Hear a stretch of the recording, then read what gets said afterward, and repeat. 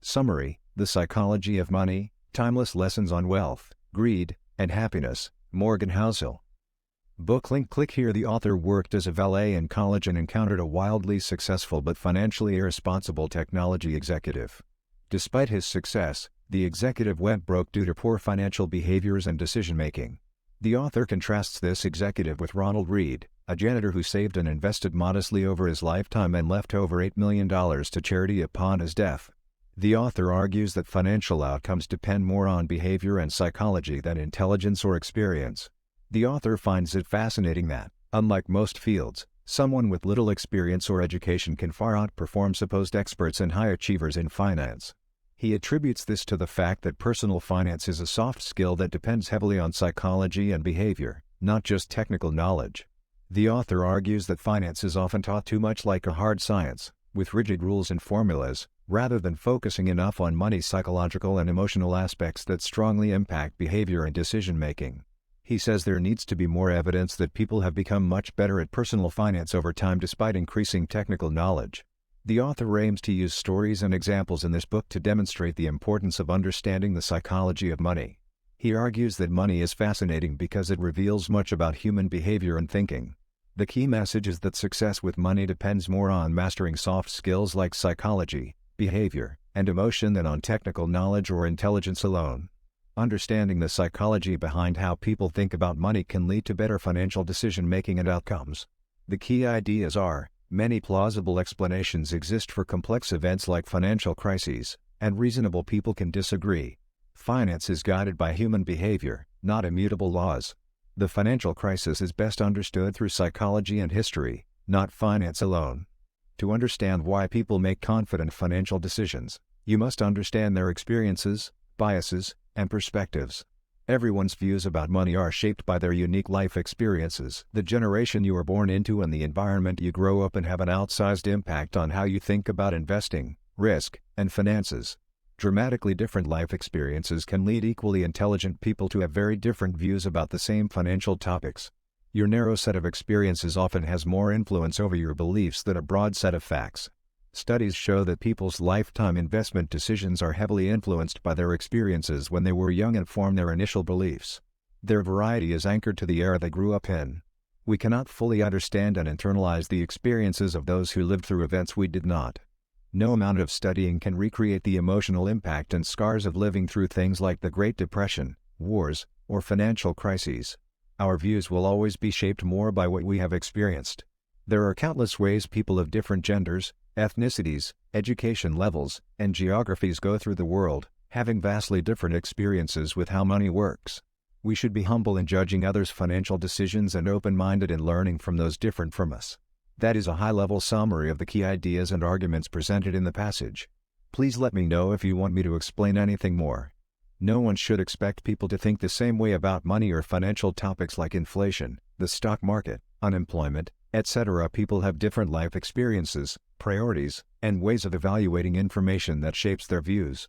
For example, a Chinese man defended poor working conditions in Chinese factories, saying they improved over previous jobs like prostitution that exploited workers' bodies instead of their labor. While the conditions seem atrocious from a Western perspective, they made sense given the limited opportunities in China. This illustrates how people can have different takes on the same issue due to their unique backgrounds. Every financial decision someone makes sense based on their information and life experiences. People tell themselves stories to justify their choices, even if those stories would not persuade others or stand up to objective analysis. For example, poor people buy a disproportionate number of lottery tickets because it allows them to dream of a better life in a way that seems otherwise unattainable. While buying lottery tickets is a wrong financial decision, you can understand why it happens. Modern financial concepts like retirement savings, college savings, and consumer debt are new historically. Most people today need to be more experienced at making complex financial decisions, even if they think they are not. For example, 401ks and Roth IRAs existed in the late 20th century. The idea of broad-based retirement only took hold in the mid-20th century. So, it is unsurprising that many people struggle with saving and investing for goals like education and retirement. We are all still learning. Success and failure depend greatly on luck and circumstance rather than individual effort or skill. For example, Bill Gates had access to a computer in high school at a time when almost no one did. While brilliant and hardworking, He also benefited tremendously from being in the right place at the right time. Outcomes are rarely as good or bad as they seem based only on someone's abilities or choices. A lot comes down to randomness and risk. In summary, people have diverse and deeply personal views about money that make sense, given their experiences. Modern financial decisions are challenging because the concepts behind them are so new. Moreover, success depends at least as much on circumstance as effort. So we should avoid judging others' financial choices too harshly and recognize the role of luck in outcomes. Bill Gates had access to a computer in 8th grade in 1968 through his school's independent study program. He and his friend Paul Allen became obsessed with it and experts in computing. Gates' school, Lakeside, was one of the few with a computer. Out of 303 million high school-age people in the world at the time, only about 300 attended Lakeside. Gates recognized how lucky he was to have this opportunity, saying if there had been no Lakeside, there would have been no Microsoft. Gates had a third friend at Lakeside, Kent Evans, who was also skilled with computers and shared Gates' ambition and vision. However, Evans died in a mountaineering accident before graduating high school. Gates recognizes that if Evans had lived, he likely would have been a founding partner in Microsoft. Luck and risk are equally powerful but opposite forces that shape life outcomes. It is hard to measure and accept them, but they mean that success and failure are not entirely the result of individual effort. There were many possible that could have been not taken. Judging others' success primarily due to luck seems mean, while attributing your success to luck can be demoralizing. However, luck plays a role in all outcomes. Economist Robert Shiller said the exact role of luck in success is impossible to know. Failure is also complex, only sometimes resulting from bad decisions. Risk means that even good decisions can lead to bad outcomes. However, we prefer simple stories that blame failure on mistakes. We attribute others' failures to bad choices but our own to risk. Determining what business and investing strategies work is challenging because outcomes depend on skill and luck. We tend to idolize success and learn from perceived failure, but we must work hard to disentangle the role of risk. The story of Cornelius Vanderbilt shows how even egregious rule-breaking can be seen as the reason for success, when luck and risk are likely also involved. The line between bold business moves and reckless ones is thin. Knowing whether an entrepreneurial decision will lead to success or failure is hard. Luck and risk play a huge role, though we often attribute outcomes to skill and effort. Two examples illustrate this. Rajat Gupta came from nothing and achieved enormous success, becoming CEO of McKinsey and amassing a $100 million fortune. However, he wanted to be a billionaire. He engaged in insider trading to try and reach that goal, and ended up in prison instead. His desire for more and inability to be content with enough led to his downfall. Bernie Madoff also had immense success but wanted more. He ran a multi-billion-dollar Ponzi scheme for years before being caught. His desire for continued growth and success despite the unrealistic nature of his promises led to the most significant financial fraud in history. The lesson is that we should be wary of unchecked ambition and understand the role of luck. Success does not last forever, and risk is always present. It is better to learn satisfaction and contentment, focusing on enough rather than constant growth. Praising individuals can be dangerous, as their success may have significantly depended on luck. It is better to look for broad patterns. We should also show compassion for failure. Success often depends on luck, but failure can arise from risks outside our control.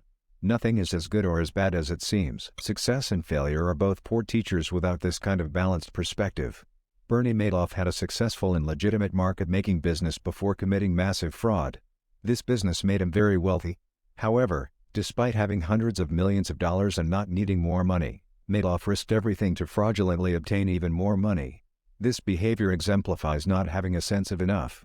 Some critical lessons around this concept include, it is hard to stop constantly raising your expectations and goals. However, doing so is essential for happiness and avoiding risking what you have for what you do not need. Social comparison, like comparing yourself to those with more, fuels the desire for more and more. However, this is a losing battle since there will always be someone with more. The only way to win is to refrain from playing. Having enough is not settling for too little. It realizes that constantly wanting more can lead to regret and harm. Some things should never be risked no matter the potential gain, like reputation, freedom, family, happiness, and independence. Knowing when you have enough helps avoid damaging these invaluable things. The example of ice ages shows how a small, gradual force, changes in Earth's orbit and tilt, can lead to a massive result, the cycling between ice ages and warm periods, over a very long period. This illustrates how small, Consistent actions and behaviors in your life can compound into a significant impact over time. Having a sense of enough and avoiding risky behavior that could damage what you have is a small but important thing that pays off significantly in the long run. Ice ages are caused by a feedback loop of accumulating snow and cooling, not just cold winters. Moderately cool summers that do not melt all the snow start the cycle. The leftover snow makes more snow accumulate the following winter, and so on. This forms continental ice sheets. The cycle also works in reverse. Warmer weather melts more snow, which leads to less accumulation and higher temperatures over time. Small changes in conditions can lead to massive results, like miles-thick ice sheets forming quickly in geological time. The same logic of compounding and feedback loops applies to accumulating wealth. Most of Warren Buffett's $84 billion net worth came after age 50 through the magic of compounding his investments over a long time. If he had started at age 30 instead of as a child and retired at 60, he would have only $12 million today, a tiny fraction of his actual wealth. Time and longevity, not just investment returns, are the secrets to Buffett's success. Jim Simons has earned higher investment returns but started too late to match Buffett's wealth through compounding. Slight differences in assumptions and time horizons lead to vastly different outcomes. Compounding growth is counterintuitive, so we often must pay more attention to its potential. Technology progress seems linear, then explodes exponentially. Experts should have underestimated how much storage we would need. The key is to let time and compounding work their magic through consistent investment over long periods. The desire for highest investment returns can lead to focusing on the wrong than good. Excellent and consistent returns over long periods achieve the most through compounding. Huge returns that cannot last lead to losing money. The only way to stay wealthy is through frugality and paranoia. The story of Jesse Livermore shows how easy it is to lose money. He made and lost several fortunes through speculation before going broke, in contrast with disciplined investors like Warren Buffett who kept and compounded the vast majority of what they earned. Jesse Livermore became fabulously wealthy after the stock market crash of 1929. The crash ruined Abraham Germansky, a real estate developer, and they possibly committed suicide. 4 years later, Livermore lost everything and also committed suicide. Despite their different fates, Livermore and Germansky shared a trait of being good at making money but bad at keeping it. Keeping money requires survival skills like humility, frugality, and avoiding risk. Getting money requires the opposite.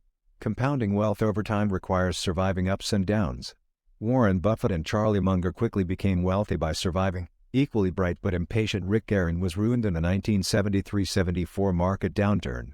A survival mindset means, focus on being financially unbreakable, not chasing significant returns. Unbreakability lets you stay in the game long enough for compounding to work. Have a plan but plan for it to go differently. Unknowns and unforeseens are inevitable, so good plans have room for error. Control what you can control. Do not fret over what you cannot.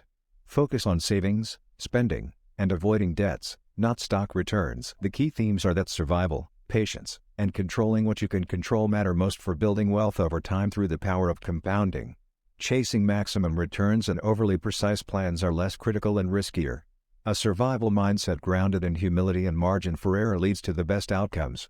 Having a margin of safety is crucial. It means having flexibility and taking preventive measures to increase your chances of success, even with uncertainty and risk. It is different from being conservative, which is simply avoiding risk. With a margin of safety, you can still take risks but raise your odds of a good outcome. Having an optimistic yet paranoid mindset is essential. It would help if you were optimistic that things would work out in the long run but paranoid about potential obstacles in the short term. Progress often involves destruction along the way.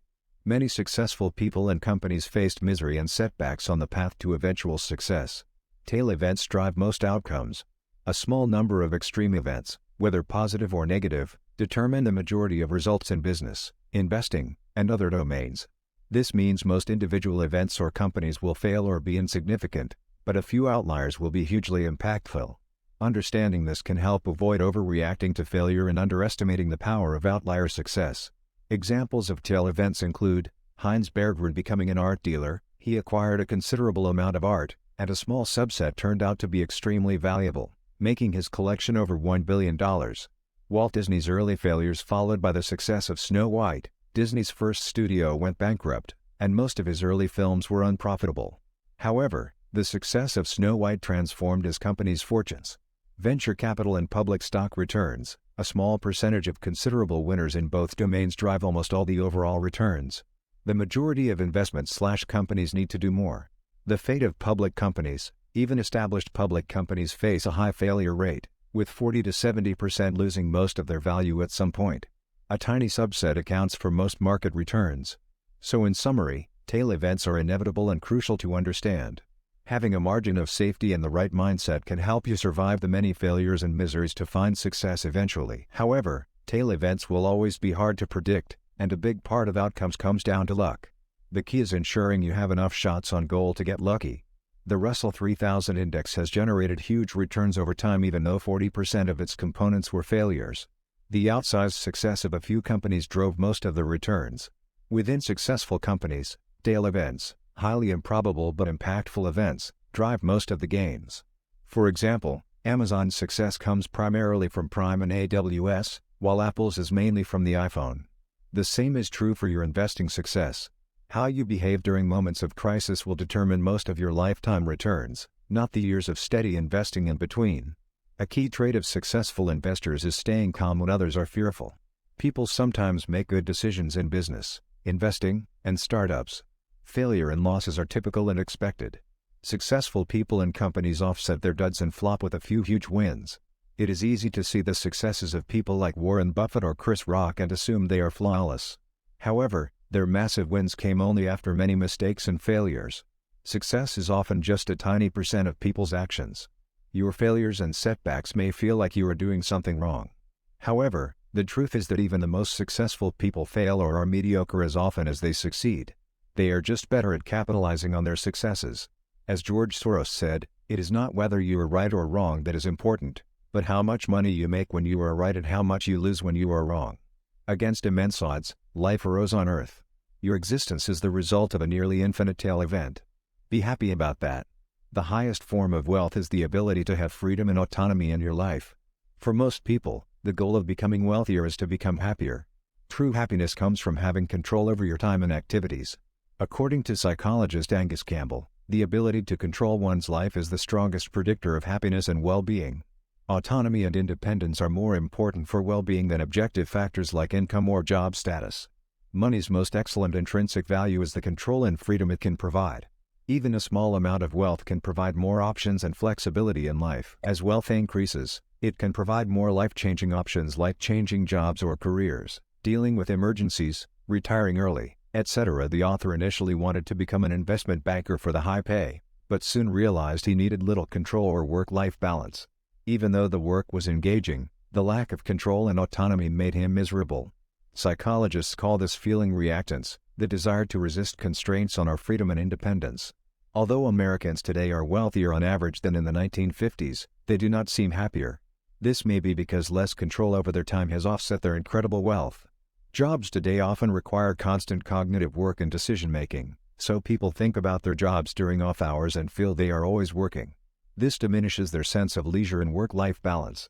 John D. Rockefeller, despite being an enormously successful businessman, spent much of his time sitting quietly while others talked. He realized that his primary work was thinking, strategizing and decision-making, not physical action. Today, many jobs similarly rely more on cognitive work, creative thinking, and strategizing. So although work hours may be shorter, the mental demands of these jobs make people feel like they are always working. Improving people's sense of control and work-life balance in today's cognitive economy is complex with no easy solutions. The first step is recognizing how important these factors are for well-being. Carl Pilmer interviewed 1,000 elderly Americans about the most important life lessons they learned. None of them said wealth was crucial to happiness. They valued quality relationships, being part of something bigger than themselves, and spending quality time with family. The author worked as a valet and got to drive expensive luxury cars. He realized those who owned these cars could not have been more impressive or admirable. He and others were more impressed by the cars, not the people driving them. People buy luxury goods to signal status and gain admiration from others, but it rarely works. Kindness, humility and character garner more respect. Wealth and being wealthy are not the same. Being rich refers to a high income and being able to afford luxuries. Wealth refers to accumulating and retaining financial assets. It is hidden while richness is flashy. People often think they want to be millionaires when they want to spend $1 million, which is the opposite of wealth. True wealth comes from not spending money on luxuries and status symbols. It is hard for people to build wealth because learning from what you cannot see is challenging. While imitating people who showcase their lavish lifestyles is easy, it is challenging to model the restraint and discipline required to accumulate wealth. Wealth is hidden, but we are wired to learn through observation and mimicry. With visible role models, cultivating wealth is easier. The key lessons are: cultivate meaningful relationships and experiences, not lavish material goods. Do not confuse being rich with being wealthy. Build wealth through restraint and prudent financial management, not conspicuous consumption. Seek to learn discipline and restraint even when there are few outward examples to follow. True happiness and freedom come from relationships and flexibility only wealth can provide, not flashy displays of richness. Your wealth depends more on what you save than how much you earn or how well your investments do. Saving a high percentage of your income is the key. Becoming more efficient with your money, like reducing expenses, is within your control and a sure way to build wealth, unlike the uncertainty of investment returns or income increases. The real value of your wealth depends on how much you need. If you can comfortably spend less, you will benefit more from your savings and investments. Much of people's spending beyond the basics is driven by ego and trying to impress others. Being less concerned with status and materialism makes spending less and saving easier. You do not need a specific goal to benefit from saving money. General savings provides flexibility, control over time, and security against life's surprises, intangible benefits that are hard to quantify but extremely valuable. In today's hyper-connected world, intelligence and skill are less advantageous since you are competing in a global talent pool. However, the flexibility provided by saving money allows you to be more selective and stand out. Savings buy you options and the ability to wait for the right opportunities. The key message is that building wealth has more to do with psychology and prudent personal financial management than investment savvy or income level. Saving money regularly out of a sense of humility and prudence can lead to wealth and life stability. In an increasingly automated world, soft skills like communication, empathy and flexibility are gaining competitive advantages. Flexibility allows you to wait for good opportunities, learn new skills when needed and find your passion at your own pace. The ability to adapt when others cannot will set you apart. Having control over your time and options is becoming valuable. People should save more money and be less rational in decision-making. You are not a spreadsheet. You are an emotional person. Do not aim to be coldly rational in finance. Be reasonably rational. Julius Wagner Jauregg cured syphilis by inducing malaria-induced fevers. Fevers help fight infections, though they are usually seen as evil. Fever treatment is standard even though evidence shows fevers aid recovery. Fevers hurt, so people do not like them. Doctors aim to cure diseases in a tolerable way. In finance, people want strategies that let them sleep well, not mathematically optimal ones. Minimizing regret is hard to rationalize but easy to justify. Investing has a social component that is often ignored. Markowitz invested in minimizing regret, showing people are reasonable, not rational or irrational. Something can be technically accurate but contextually nonsense, like using margins in retirement accounts. The strategy works on paper but is unreasonable. It can be rational to favor irrational seeming decisions. Loving your investments increases odds of sticking with them, giving an edge. Commitment in lean years correlates with performance. In summary, cultivating soft skills and flexibility is key in a world where rationality and intelligence are less advantageous. Applying this philosophy to personal finance means being reasonably rational, focusing on what lets you sleep at night rather than strict rationality. Strategies should be not just mathematically sound but contextually sensible. Sometimes loving imperfect but reasonable strategies can lead to better outcomes. Ultimately, staying committed to a strategy through challenges can matter more than picking the strategy itself. The odds of making money in the stock market increase over extended periods due to the power of compounding. Anything that helps you stay invested, like passion for your own companies, increases your odds of success. Making some investment decisions that are not perfectly rational can be reasonable. For example, owning stocks of companies you are familiar with, day trading in small amounts, or making forecasts about the economy and market. These scratch an itch and keep investors engaged, even if they were not optimal. History helps provide context, but it should not be used as a guide for predicting the future. The economy and markets are driven by human behavior and preferences, which are constantly changing. Unexpected events, or tail events, have an outsized influence on what happens next. A few key people, events, inventions, and decisions were responsible for most progress and direction over the last century. However, these key drivers were nearly impossible to predict ahead of time. Success and failure often come down to chance events. We often underestimate how much the world can change due to tail events that compound unexpectedly. For example, the 9/11 terrorist attacks ultimately led to over $1 trillion in student loan debt. The connections between these events could be more intuitive, but they show how a few surprises can reshape the world. The most critical events in history, like world wars or financial crises, had no precedent when they happened. So we should not assume future disasters will look like anything from the past. The odds of any event are based on countless chance factors, not our predictive abilities. Surprises are inevitable. In summary, while history helps provide context, the future is unpredictable. Tail events, chance factors, and surprises shape the world in ways that often have no historical precedent. So we must accept uncertainty and understand that unlikely events can compound unexpectedly. An investor's odds of success come down to staying invested and engaged for the long run. Experts relying solely on historical data to predict the future must account for structural changes and unprecedented events. The world is constantly changing in ways that invalidate historical patterns. Surprises are inevitable. Many aspects of the economy and financial markets today are structurally different from a few decades ago. Things like the rise of 401ks, venture capital, technology companies, and changes in accounting standards have reshaped the system in recent years. These differences undermine the usefulness of older historical data. Formulas and methods from investing classics like The Intelligent Investor must be updated today. They were designed for a different era. Graham updated and replaced his formulas repeatedly to adapt to a changing world. What worked decades ago often does not work now. The more recent the historical period, the more relevant it is for understanding today and predicting the future. Economies and markets evolve. Looking too far into the distant past often means examining a world that no longer exists. The future will not mirror the deep past. While it is different this time is often used mockingly, the changes are meaningful in ways. Not all historical patterns persist. The economy and markets are often structurally different today than in the past. Failing to recognize fundamental differences risks missing what matters for the future. Some differences do matter. History still offers valuable lessons, but more general ones. How human psychology and behavior remain stable can inform our understanding of people and markets. However, historical events and patterns do not necessarily predict the future. The world continues to change in ways that defy tight historical comparisons.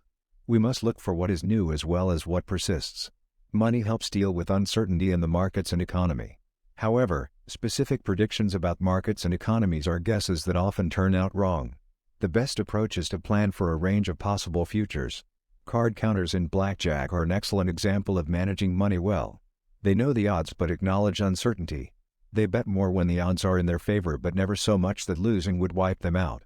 They always maintain room for error.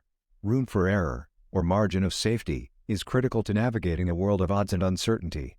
It allows you to endure hardship and stick around long enough for probabilities to work in your favor. Foxley is difficult, so it is best to think about probabilities and ranges. People need to pay more attention to the need for room for error in financial decisions. Someone must know the future, and we will miss out by not acting decisively. However, room for error lets you benefit from unlikely good outcomes. Bill Gates and Warren Buffett built room for error into their strategies. Investors should consider volatility, retirement savings, and risk-taking optimism. Can you handle a 30% drop in assets? Will future market returns match history when you retire? Do not refrain from assuming the best outcome. Build in room for error.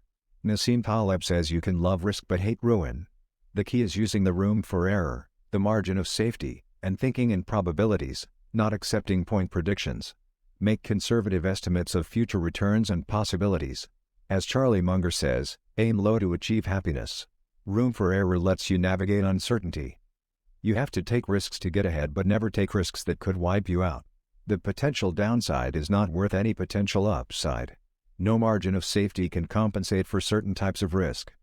Leverage, like taking on debt to increase your returns, turns normal risks into risks that could lead to ruin. We tend to underestimate these types of risks.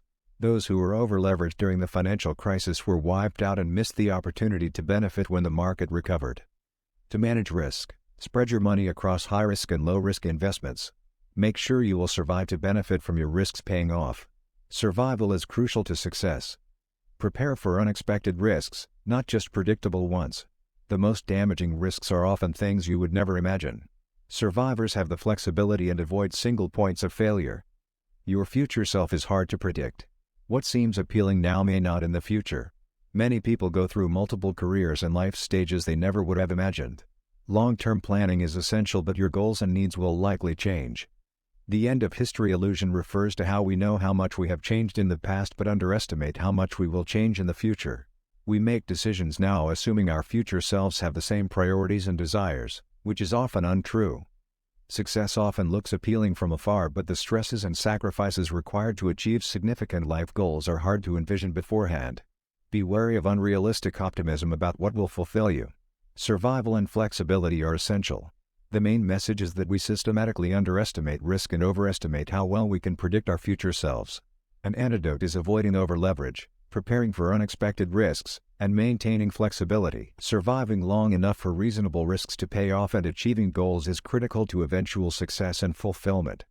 Our views, desires, and life plan change profoundly over our lifetimes, even though we tend to underestimate how much we will change in the future. This makes long-term financial planning difficult. Extreme financial plans that assume you will be happy with either very little or an excess of money increase the likelihood of future regret. A balanced approach at each stage of life leads to the most endurance and the slightest regret. We should accept that we will change our minds about what we want, rather than feel anchored to past decisions. Quickly abandoning old goals when our interests change allows us to return to compounding returns as soon as possible. Everything worthwhile has a price, though the price is not always apparent until experienced firsthand. Successful long-term investing, for example, demands paying the price of volatility, fear, doubt, and regret. Just as stealing a car to avoid paying the price is unwise, attempting to get high investment returns without paying the price of market ups and downs is misguided. You can either pay the price for the potential of solid returns, accept lower but safer returns, or attempt to get substantial returns through risky means, which often ends badly. The more significant the potential returns, the higher the price, as evidenced by the high volatility and periods of underperformance required for the highest returning stocks. You must be willing to pay this price for the chance of long-term solid gains. In summary, achieving worthwhile financial goals requires balancing the reality of change with the patience and endurance to see compounding work over time.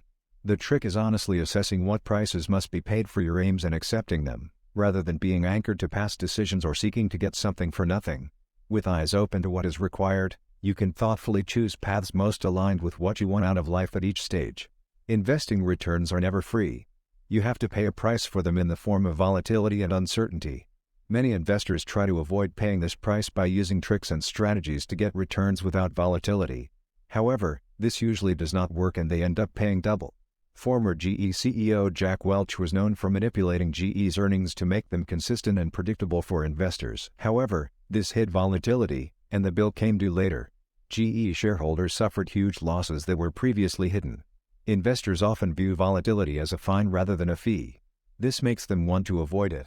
However, if you view it as a fee, like the price of admission to Disneyland, you will be in a better mindset to accept it and benefit from higher returns. Bubbles happen partly because investors take cues from other investors with different time horizons and goals. An asset can have multiple rational prices for different types of investors. Day traders, long-term investors, and everyone determine prices based on different factors. Judging past bubbles as crazy ignores that the decisions made sense to those investors at the time based on their goals. Bubbles have complex causes and it is too simplistic to blame greed alone. Money flows where it can generate the highest returns, especially short-term ones. This is known as the iron rule of finance. Momentum in asset prices attracts short-term traders looking to capitalize on continued momentum. Short-term trading begets more short-term trading and a bubble forms. Bubbles are not so much about irrational optimism or inflated valuations. They are about a shift to short-term time horizons as momentum traders enter the market.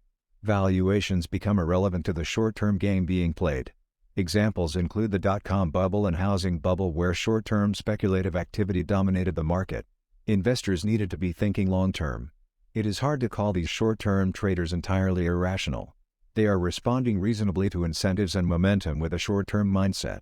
The problems start when long-term investors take cues from short-term traders playing a different game. Identifying your time horizon and investment goals, and not being swayed by those playing a different game, is critical. Write out an investment mission statement to clarify your game. Pessimism is more common and compelling than optimism, but optimism is usually the better bet because the world generally improves over time. Natural optimists believe the odds of good outcomes are favorable over the long run, despite setbacks. Pessimism is a good mindset. The key conclusions are: identify your investment time horizon. Do not be swayed by those playing a different game. Optimism is usually better than pessimism in the long run. The U.S. financial system was in crisis and unemployment was rising rapidly. In this dire environment, the Wall Street Journal published a front-page article about a Russian professor's prediction that the U.S. would break into 6 separate countries by 2010. While pessimism is common, optimism is rare and often dismissed. For example, shortly after World War II, Japan's economy was in ruins. If someone had predicted Japan's future prosperity, they would have been laughed at. However, Japan went on to become an economic powerhouse. Pessimism sounds smarter and is more attention-grabbing than optimism. The media promotes pessimism and doomsday scenarios. Optimism is often ignored or dismissed as naive. There are some valid reasons why pessimism dominates. Losses loom larger than gains in our minds due to evolution. Financial issues affect everyone and capture widespread attention. Pessimists often focus on current trends and ignore how markets adapt to challenges. The finance industry promotes pessimism and doomsday scenarios to sell newsletters and attract attention, even though the stock market has dramatically increased in value over the long run. Money and health are 2 areas that affect everyone. While health issues tend to be individual, money issues are systemic. Changes in the financial system grab widespread attention and concern. In 2008, an environmentalist predicted China would need 98 million barrels of oil per day by 2030, which would exhaust world oil supplies. However, this ignored how markets adapt. High oil prices spurred new drilling technologies and additional supply. The amount of oil reserves is less significant than the technologies to access them. That covers the main highlights and arguments around why pessimism dominates discussions of money and finance. Overall, the key message is that we should account for the human tendency toward loss aversion and pessimism, and recognize that markets and technologies adapt in ways that are hard to predict. A balanced, long-term perspective is most helpful. Technological improvements and innovation allow us to access hard-to-reach oil reserves. In the U.S., fracking increased oil production from 5 million barrels per day in 2008 to 13 million in 2019. World oil production is over 100 million barrels daily, exceeding previous estimates. Pessimists often make dire predictions by extrapolating current trends but fail to consider human ingenuity and problem-solving. Progress happens slowly while setbacks happen quickly. It took years for people to realize the importance of the Wright brothers' first flight, but plane crashes and wars were noticed immediately. Similarly, decades of medical progress save lives but get little attention compared to sudden events like disasters. Stock market gains over years go unnoticed while short-term drops prompt action. Reputations take lifetimes to build but can be destroyed instantly. We must endure volatility and loss to achieve long-term growth. Expecting optimism means little room for improvement, while pessimism lowers expectations and leads to pleasant surprises. Stephen Hawking had no expectations after being paralyzed at 21, so everything since was a bonus. Pessimism narrows the gap between outcomes and feelings of success.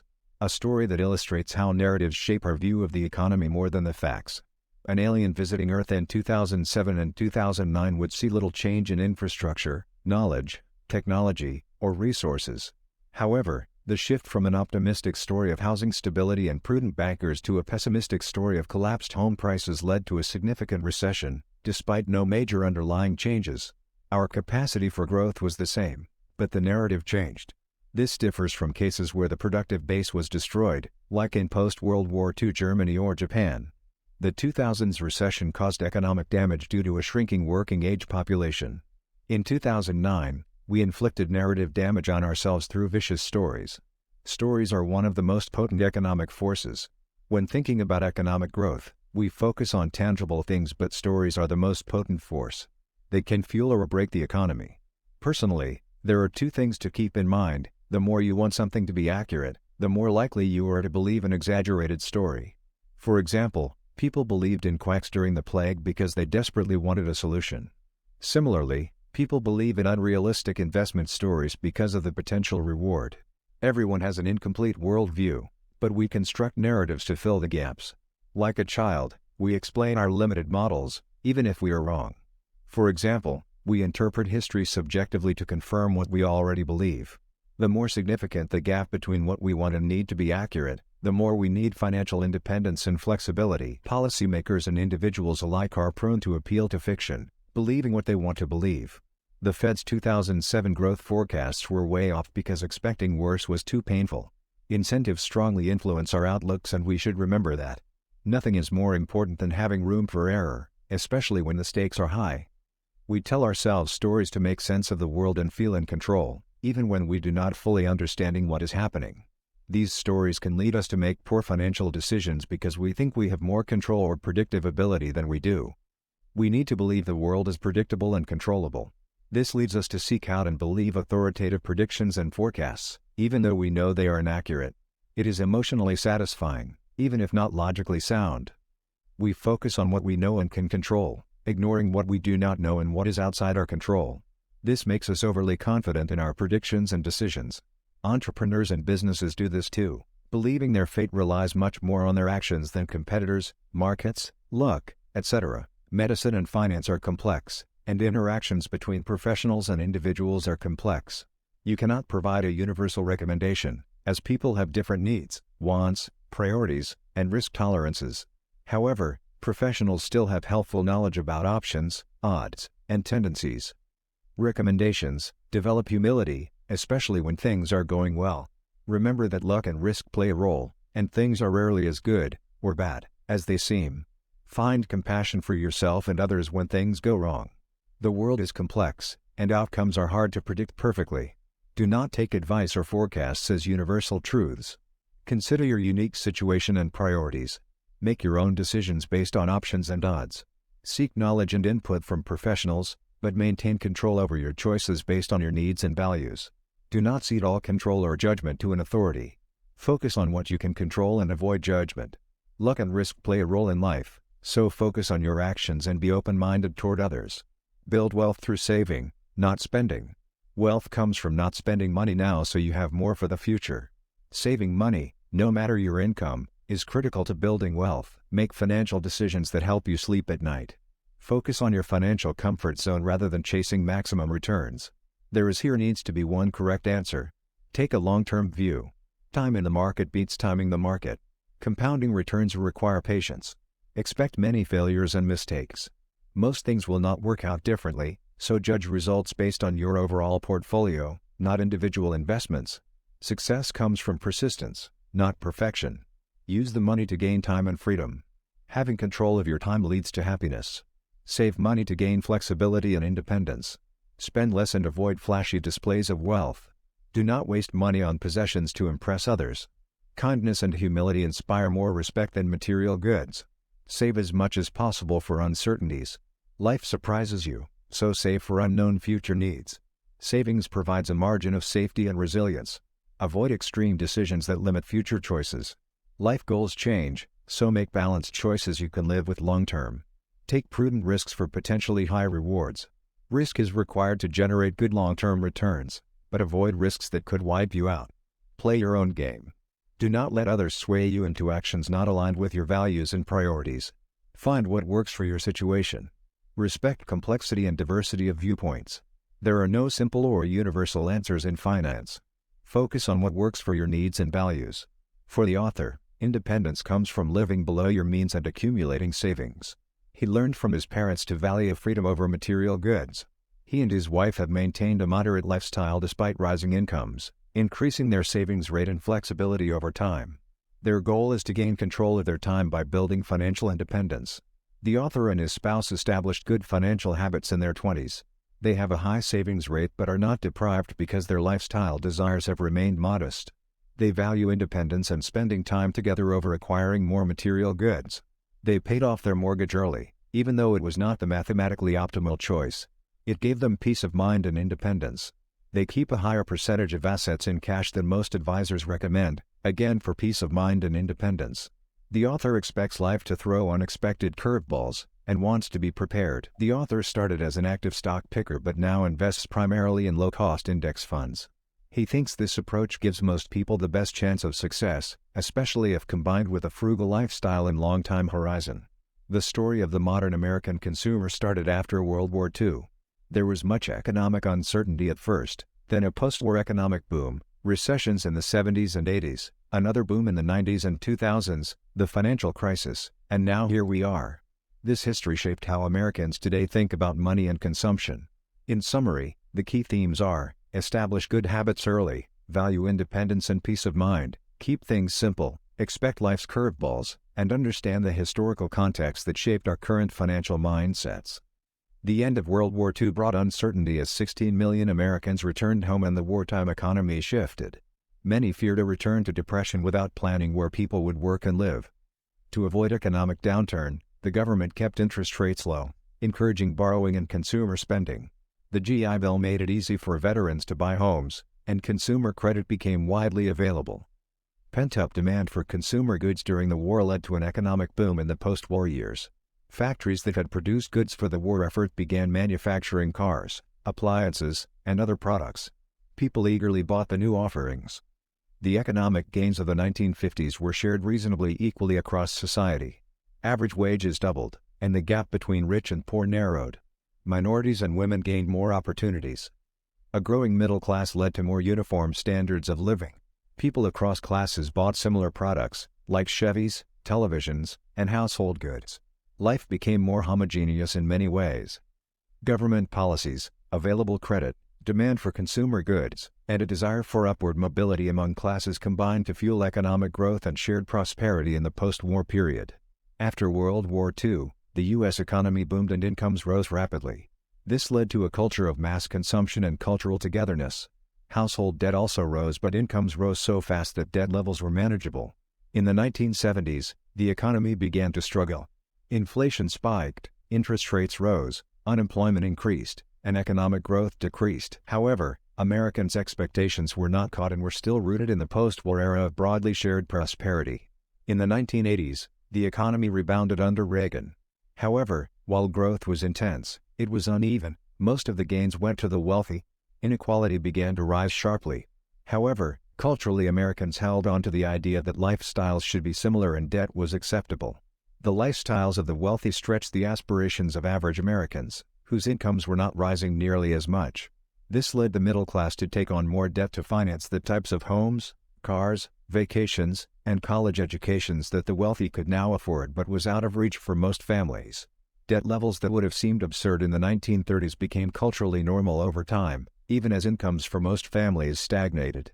This big stretch and culture of lifestyle inflation and household debt would haunt the economy in future decades. In summary, after World War II incomes rose together but began diverging in the 1970s and 1980s. However, expectations and living standards needed to have adjusted, fueling a rise in debt that needed to be more sustainable based on most families' incomes. Cultural attitudes took decades to catch up to this new economic reality. Americans have taken on more and more debt since the early 1980s. The average size of new homes, car loans, and college costs have all increased dramatically. Household debt as a percentage of income has more than doubled since 1973. Interest payments now make up a significant chunk of lower-income Americans' budgets. The rise in debt started from an already high base, unlike in the 1950s and 1960s. Once debt levels reach a tipping point, a crisis emerges, like in 2008. Debt levels have declined since 2008. But the policy response perpetuated inequality. Quantitative easing and corporate debt backstopping primarily helped the wealthy. Tax cuts also mostly benefited higher earners. The post-war expectation of a broad middle class with little inequality has persisted, even as reality has shifted. This mismatch fuels discontent and a desire to overturn the system. Movements like the Tea Party, Occupy Wall Street, Brexit, and Trumpism all represent this. Although the economy is improving in some ways, expectations may be slow to catch up. The desire to radically change the system may endure for some time. In that way, it resembles the unrest that led to World War II. However, the future is hard to predict. Economics moves in cycles, and there are signs of a middle-class boom that could shift expectations. Health, communication, transportation, and civil rights have improved dramatically since the post-war era. There are always complex reasons behind social movements and political events. Inequality and unmet expectations are part of what drove Trump's election, but not the only factor. A range of social and technological changes have likely contributed to anxieties and a desire for dramatic change. Here is a summary of the key points from the references. Our future selves are prone to many cognitive biases and flawed judgments that can lead us to make suboptimal decisions. We often need to properly account for how much we will change in the future. Tactical mutual fund managers frequently underperform the overall market. There needs to be more evidence that active managers can consistently outperform passive indexes. The U.S. home flipping rate recently reached a 9-year high, indicating speculative behavior in housing markets. U.S. stock ownership rates have declined in recent decades, especially among younger and lower-income individuals. Government stimulus spending during the Great Depression helped reduce unemployment and consumer demand. The tragedy of Saudi Arabia's war outlines the devastating humanitarian crisis in Yemen resulting from the proxy war between Saudi Arabia and Iran. Doctors frequently opt out of aggressive end-of-life care for themselves, preferring quality of life over quantity. They have seen the limitations and downsides of overtreatment firsthand. The average cost of college has remained flat in recent years after accounting for increases in grants and scholarships. The sticker price of college often overstates the actual price paid by students. New technologies enable the fragmentation of media, allowing smaller, independent creators to build audiences. This trend suggests that individuals can now have more autonomy and independence in their work lives. Job growth has been most robust in high-wage occupations, indicating that automation and globalization have not necessarily reduced opportunities for middle-income jobs. The Treasury-Fed Accord of 1951 marked the independence of the Federal Reserve and the beginning of modern monetary policy. Before the accord, the Fed was obligated to maintain low interest rates to finance government debt. Studies show Americans have tended to overspend relative to their incomes since at least the 1950s. This tendency toward overconsumption could pose risks to long-term financial security. A Russian professor predicted in 2008 that the U.S. would break up into 6 regions, indicating some geopolitical uncertainty and speculation surrounding America's position in the world. However, there needs to be more evidence that his prediction was plausible or has materialized. Book link click here.